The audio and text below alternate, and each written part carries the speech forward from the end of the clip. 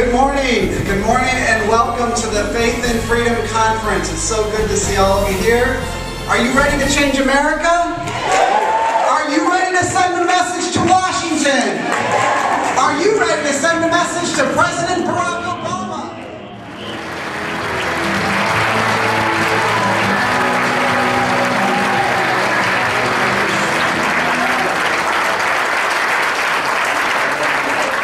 Good morning, Faith and Freedom Coalition.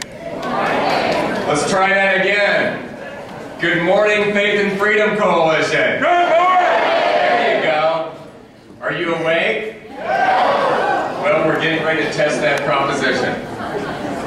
I am so thrilled to have you all here, and I am so honored to be here with you this weekend.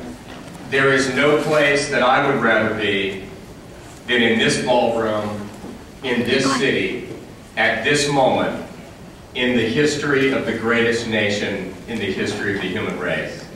This is a great night.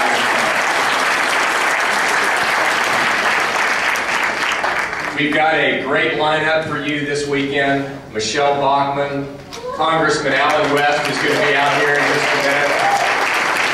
John Boehner, Eric Cantor, Kevin McCarthy, Paul Ryan, Donald Trump, Tim Pawlenty, Mitt Romney, Herman Cain, Rick Santorum, Ron Paul, Glenn Beck.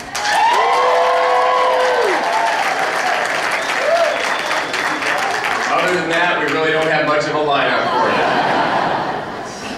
you. But they're here not just to preach to the choir, although there'll be some of that.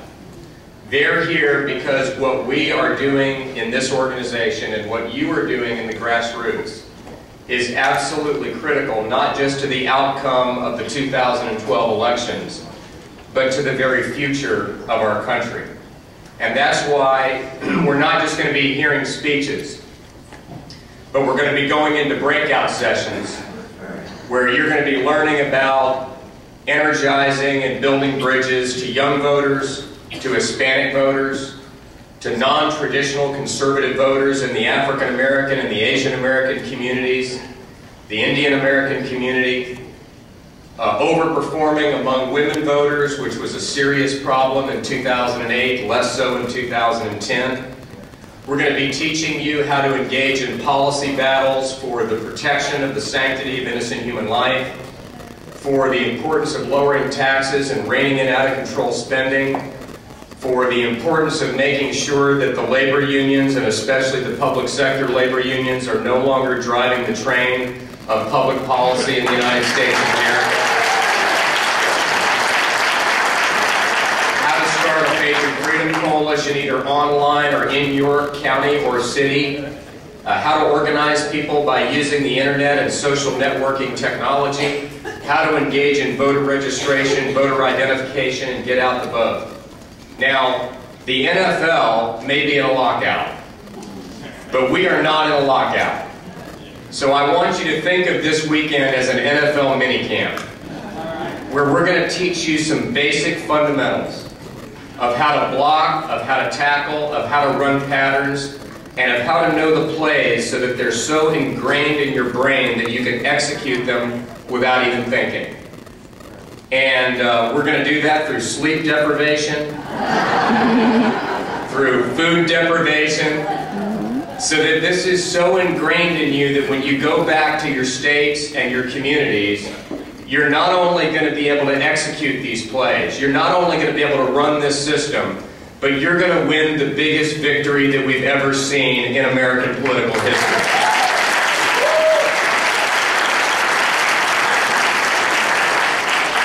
It's terribly critical because in 2008, and this is a frightening statistic to consider, there were 17 million evangelical Christian voters who either weren't registered to vote or were registered but didn't go to the polls. About 8 million were not registered, about 9 million were registered and didn't go to the polls. 17 million. And of those who did go to the polls, and this is pretty scary, 1 out of every 5 self-identified conservative voters voted for Barack Obama for president. 1 out of every 5.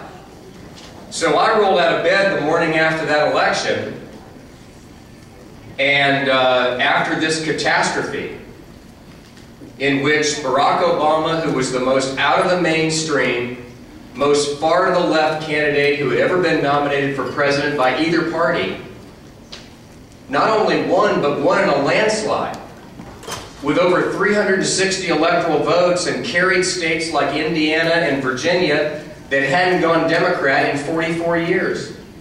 And I vowed that as long as I had breath in me, that that was never going to happen again as long as I lived.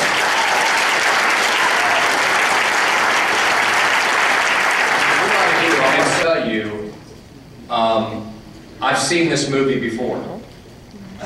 I was privileged to be the executive director of the Christian Coalition when we gained 53 House seats and 8 Senate seats, and then had 2 switches in the Senate for a total of 10 Senate seats.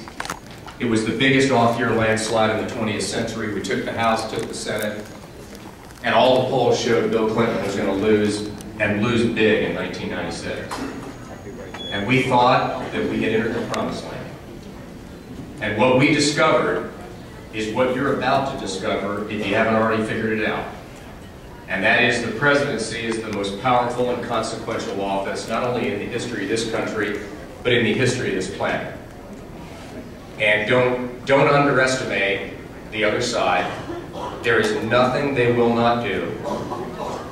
The IRS is now targeting donors to conservative organizations.